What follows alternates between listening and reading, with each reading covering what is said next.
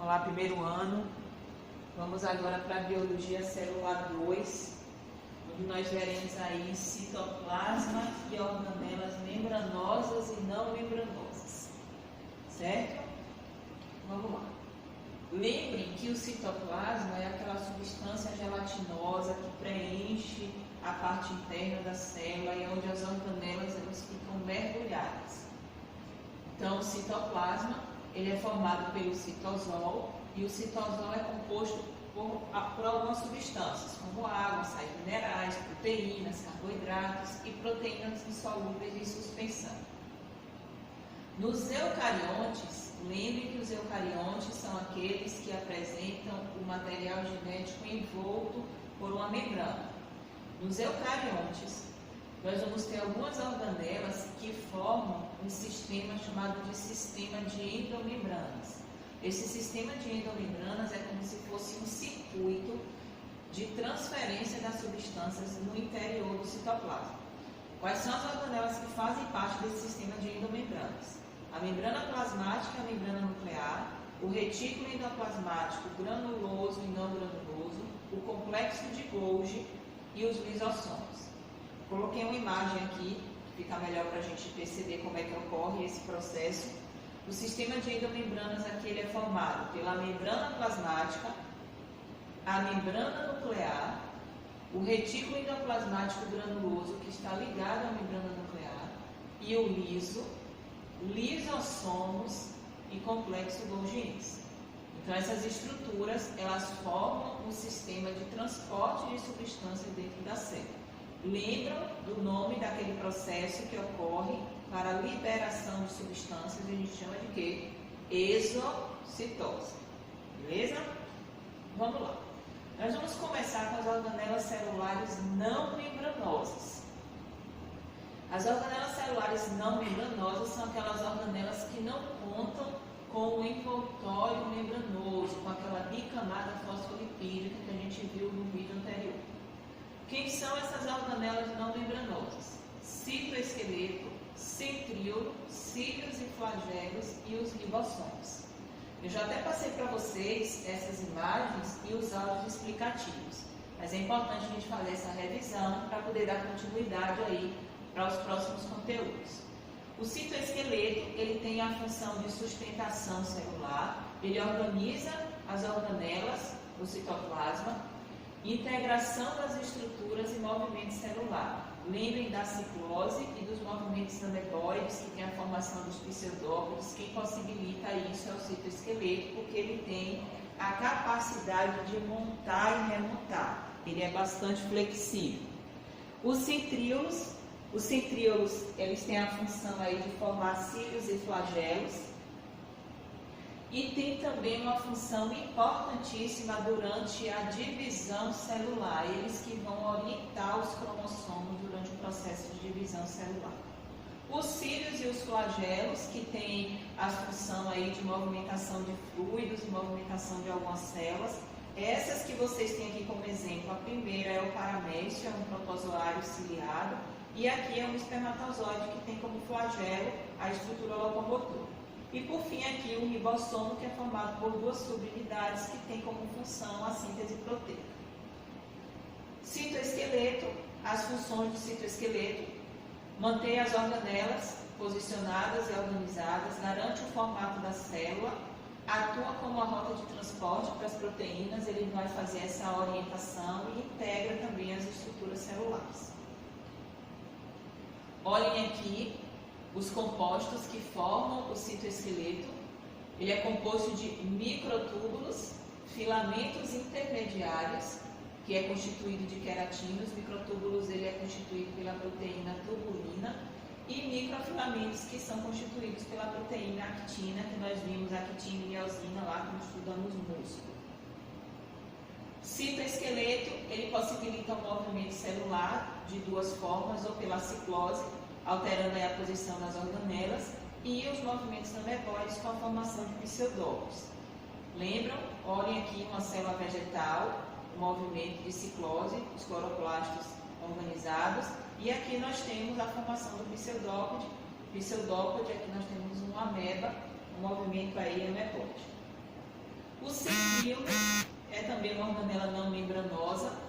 são semelhantes a um cilindro oco, parecem uns canudinhos, e eles estão organizados aí em 9 conjuntos de 3 microtúbulos ligados entre si. Olhem ele aqui, ó.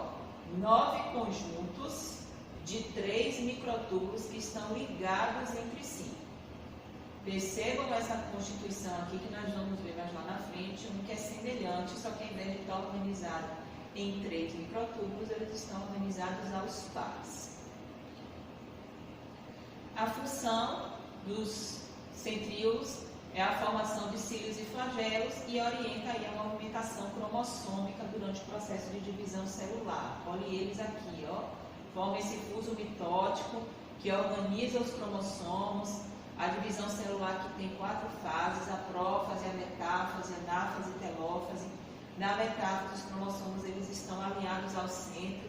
Então, nós temos os centríolos formando aí essas fibras para organizar a movimentação desses cromossomos durante o processo de divisão. Os cílios e os flagelos são formados por prolongamentos da membrana plasmática. E olhem aqui, ó, são constituídos por 9 pares de microtúbulos dispostos em 2 centrais.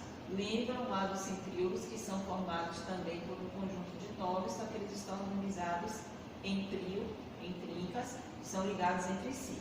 Nesse caso aqui, nós temos 9 pares que ficam circundos organizados em torno de 2 outros centrais.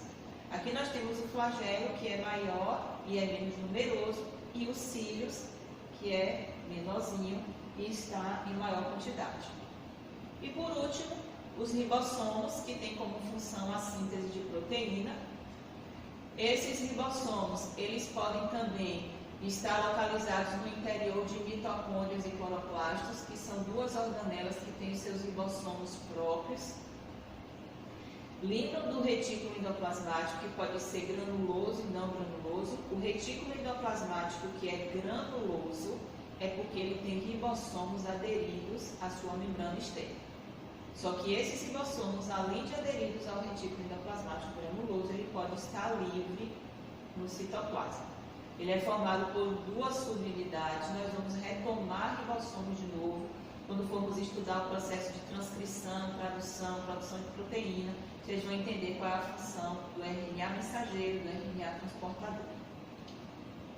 E aqui nós temos as organelas membranosas. Percebam que elas são mais numerosas, né? Nós temos aqui o retículo endoplasmático granuloso e não granuloso. Eles têm funções diferentes. O retículo endoplasmático granuloso tem a função de transportar substâncias e sintetizar proteína pelo fato de ele ter ribossomos aderidos à sua membrana externa. O retículo endoplasmático não granuloso realiza aí o transporte de substâncias, síntese de lipídios. Eles vão formar vesículas que formam os lipídios primários, tem função de desintoxicação e armazenamento de substâncias. O complexo de Golgi, que são essas cisternas achatadas aqui, em algumas bibliografias fazem uma correspondência, uma semelhança do complexo de Golgi como se fosse o correio da célula, porque ele recebe substância, ele armazena, ele secreta. Então, o complexo golgiense ele tem várias funções. Ele armazena e secreta substâncias, sintetiza polissacarídeos, forma o acrossoma. O acrossoma é a ponta do espermatozoide. A cabeça do espermatozoide ele tem uma pontinha que é chamada de acrossoma, que tem substâncias digestivas que vão auxiliar no rompimento do ovócito secundário durante o processo de fecundação. Então, quem forma lá o acrossoma, essa ponta do espermatozoide, é o complexo golgiense. E ainda forma o lisossomo. O lisossomo é aquela organela que tem a função de digestão de macromoléculas. O peroxissomo ele vai degradar os peróxidos. O peróxido é um subproduto aí da mitocôndria. A mitocôndria, quando ela produz energia, ela pode produzir peróxidos, e esses peróxidos eles são tóxicos. Então, o peroxissomo ele produz a catalase, e a catalase ela degrada esses peróxidos, produzindo água e oxigênio. O vacúolo, que é uma organela presente em células vegetais, que vai manter o equilíbrio osmótico. A mitocôndria, que vocês já sabem que tem função energética, ela faz parte aí do processo de respiração celular, e os plastos, que armazenam substâncias nutritivas e realizam a absorção luminosa, lembre do cloroplasto lá presente nas células vegetais. Eu coloquei cada um deles separado, vou falar individualmente aqui um pouquinho de cada um. O retículo endoplasmático aumenta a superfície interna, facilitando as reações enzimáticas. Todas essas funções aqui se referem ao retículo endoplasmático, mas eu coloquei em negrito as que são mais importantes. Realiza o transporte de substâncias e sintetiza proteína, no caso do retículo endoplasmático granuloso. O retículo endoplasmático, ele tem dois tipos fundamentais que têm funções diferentes, o granuloso e o não granuloso. O retículo endoplasmático granuloso, eu coloquei rugoso em negrito, porque algumas bibliografias podem trazer como retículo endoplasmático rugoso também, pode não estar errado. Ele vai ter ribossomos aderidos à face externa da membrana plasmática e produz aí proteína para exportação. Eu coloquei um exemplo aqui, células especializadas do pâncreas. O pâncreas é uma glândula anexa lá do nosso sistema digestório, produzindo suco pancreático e outros hormônios também que a gente vai trabalhar mais lá na frente. Células especializadas do pâncreas produzem o hormônio proteico insulina que migra para a corrente sanguínea. Então percebam que é produzido para exportação, para atuação em outro local. O retículo liso, que é o não granuloso, porque não tem aqueles ribossomos aderidos, pode atuar em diferentes funções. Síntese de lipídios, eles liberam vesículas que vão formar os lipídios primários e hormônios esteroides, inclusive os hormônios sexuais, desintoxicação e armazenamento de substâncias. Quem faz isso é o retículo liso. O complexo golgiense, olhem o correio da célula aqui, ele é a central de síntese, armazenamento, empacota e exporta. Por isso que ele é chamado de correio da célula. Ele recebe, ele produz, ele armazena, ele empacota e ele exporta. Então ele guarda o que é útil, libera o que vai ser utilizado no citoplasma, libera o que pode ser liberado também por exocitose.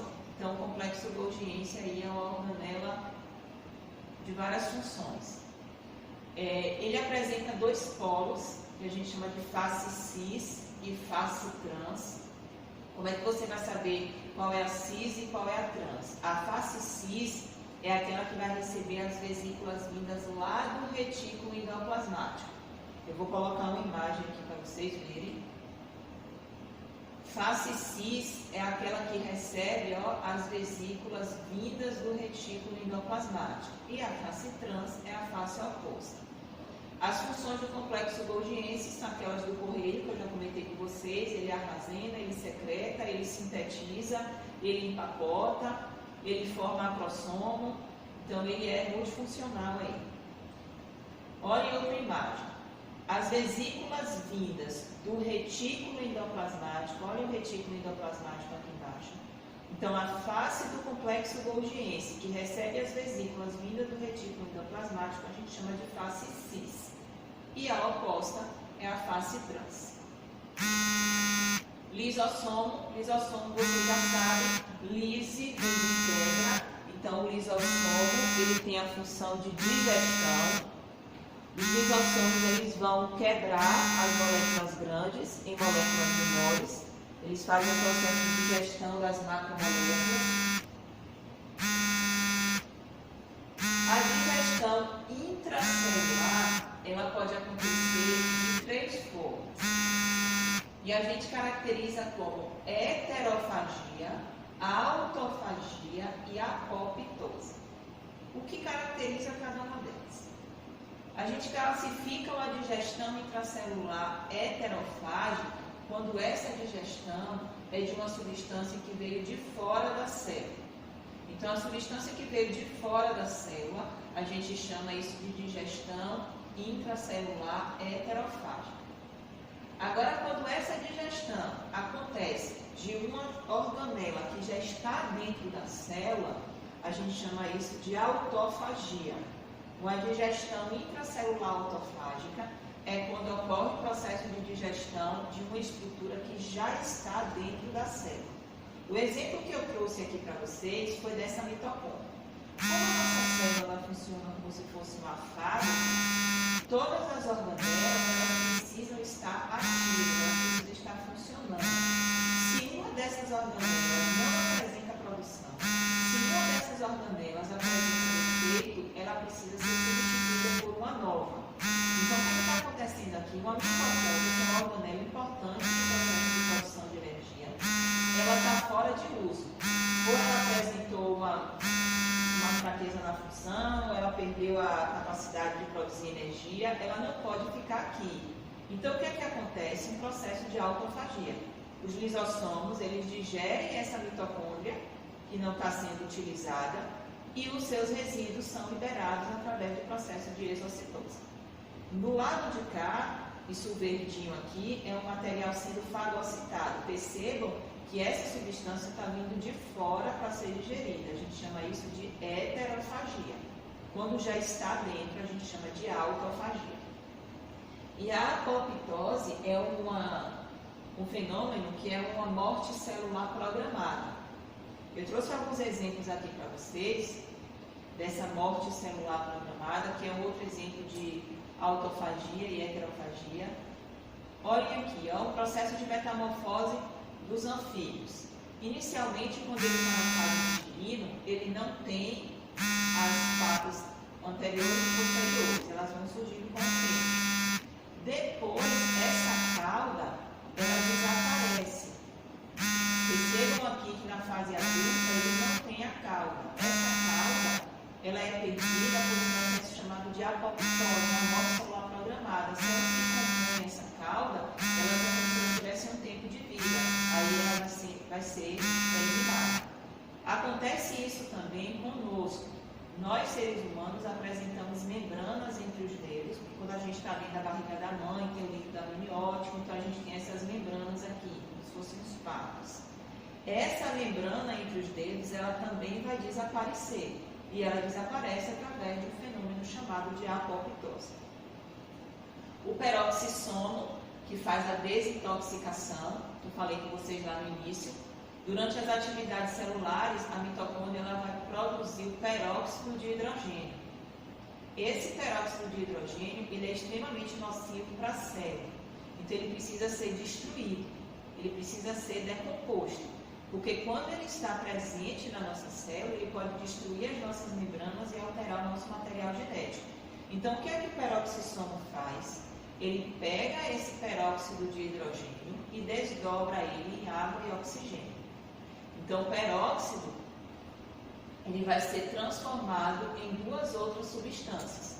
Então, essa enzima, dentro do peroxissomo, tem uma enzima chamada de catalase que faz esse processo. O vacúolo, que está presente em células vegetais, em alguns fungos e protozoários, eles são responsáveis pelo equilíbrio osmótico da célula. Olhem ele aqui. Podem também armazenar alguns pigmentos responsáveis pela coloração de algumas partes da planta. A mitocôndria, em função de obtenção de energia, está ligada aí ao processo de respiração celular. Ela tem a forma de bastonete e ela tem uma dupla camada, ela tem uma dupla membrana. A membrana externa, que separa a organela do meio externo, e a membrana interna, que forma essas cristas mitocondriais. Essas cristas mitocondriais são formadas pela membrana interna.